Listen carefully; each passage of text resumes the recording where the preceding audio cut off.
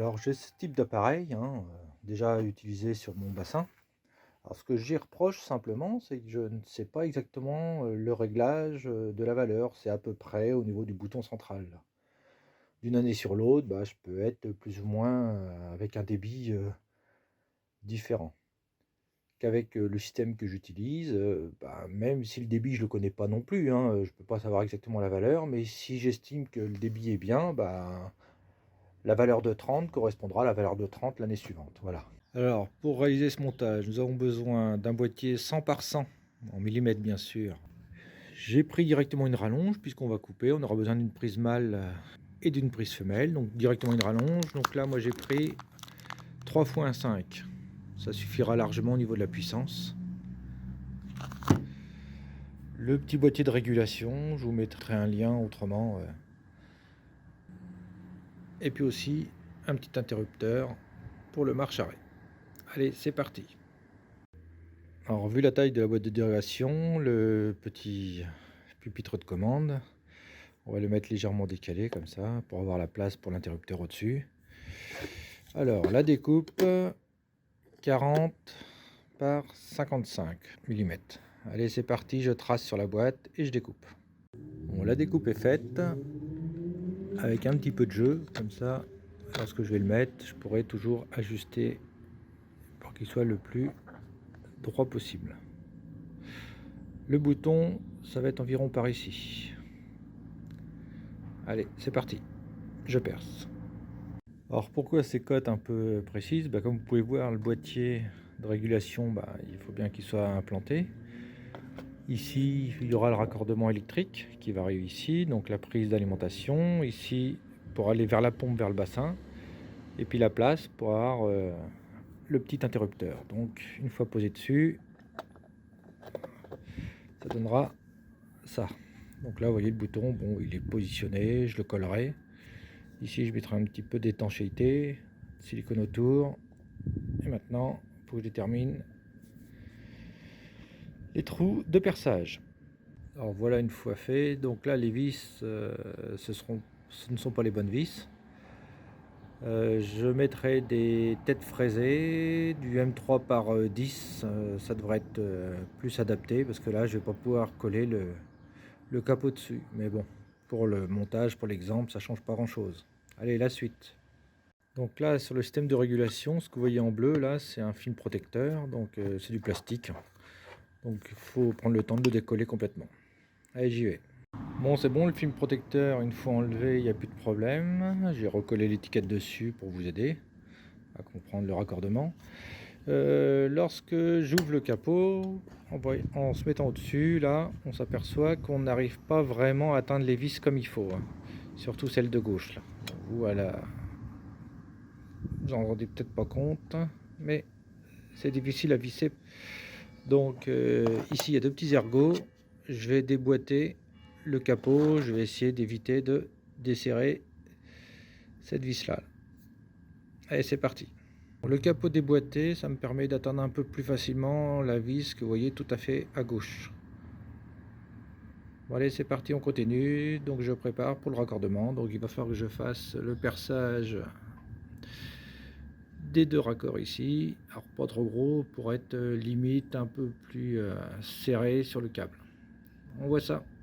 Alors là, j'ai percé vraiment légèrement plus petit que le câble, comme ça vous pouvez voir. Là, ça fait vraiment étanche, entre guillemets, au maximum à la pluie. Après, faut pas que ce soit immergé, hein, faut pas non plus exagérer, mais bon, c'est au plus propre.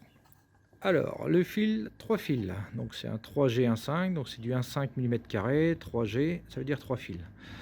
C'est un câble souple. Le vert jaune, c'est la terre, c'est la protection, ça on raccordera directement à la sortie. Le bleu, c'est le neutre, on ira directement au boîtier de régulation.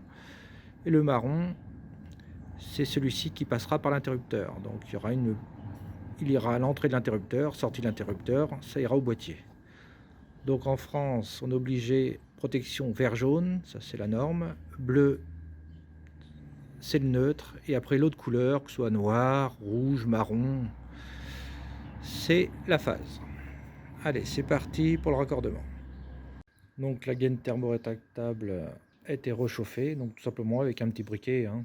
Ça permet d'éviter le contact entre les deux cosses. Voilà.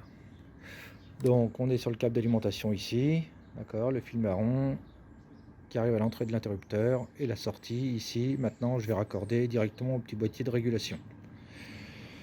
J'ai raccordé les deux terres donc entre la prise d'alimentation et la prise qui ira vers la pompe du bassin. Donc maintenant j'installe le petit boîtier et je raccorde. Donc le câble d'alimentation, la terre directement reliée à la terre de la prise pour aller vers la pompe, le neutre directement au N du input et la phase comme je l'ai montré, donc le marron avec la gaine thermorétractable couleur noire pour l'entrée, la sortie le marron avec la gaine thermorétractable bordeaux, rouge comme vous voulez, et on va vers le input L. Alors maintenant je raccorde le output, donc la sortie côté prise. Donc là côté L ça va être le marron, la phase, et le N ça va être le bleu. C'est parti. Donc le câble de sortie est raccordé comme il faut. Maintenant il me reste plus qu'à refermer le petit capot. Alors ça y est, c'est implanté dedans. Alors je sais pas si vous arrivez à voir là. On va essayer. Hop.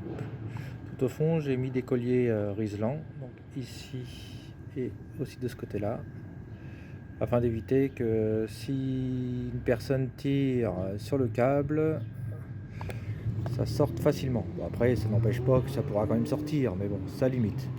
Il me reste plus qu'à raccorder donc sur le boîtier de régulation de commande, hein, sur le petit pupitre de commande, il me reste à raccorder le câble de liaison.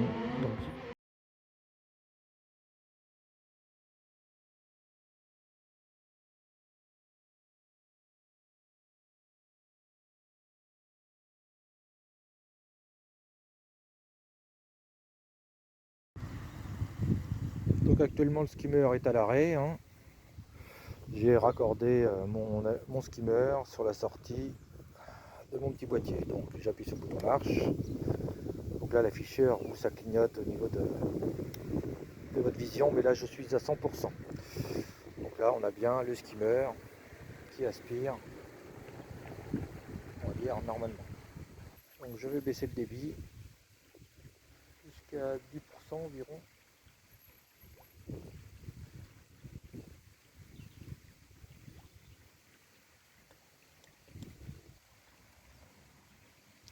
Là, je pense que vous voyez que ça réduit au niveau de l'aspiration. Je le mets à 50.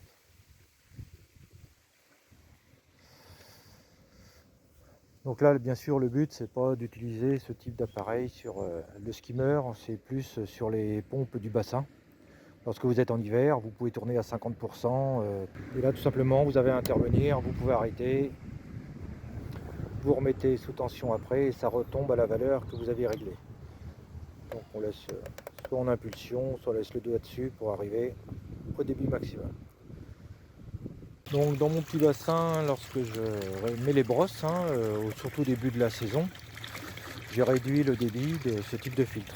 Donc là vous voyez le nouveau montage qui est là, hein. Et donc ce boîtier-ci, donc l'ancien, donc j'ai déjà essayé sur plus d'un an, hein, ce boîtier là. Et donc lorsque les poissons sont relativement petits, j'ai réduit le débit à environ 30%.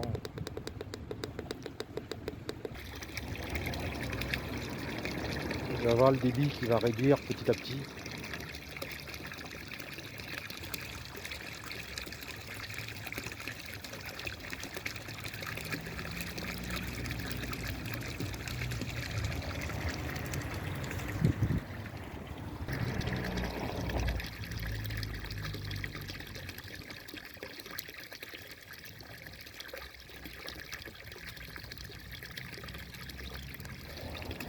Et le débit, je le remonte petit à petit jusqu'à 100% dans la saison. Mais au bout d'un moment, elles sont assez résistantes pour accepter un débit plus important de la pompe. Bon, je remets à 100%, mais vraiment en fin de saison.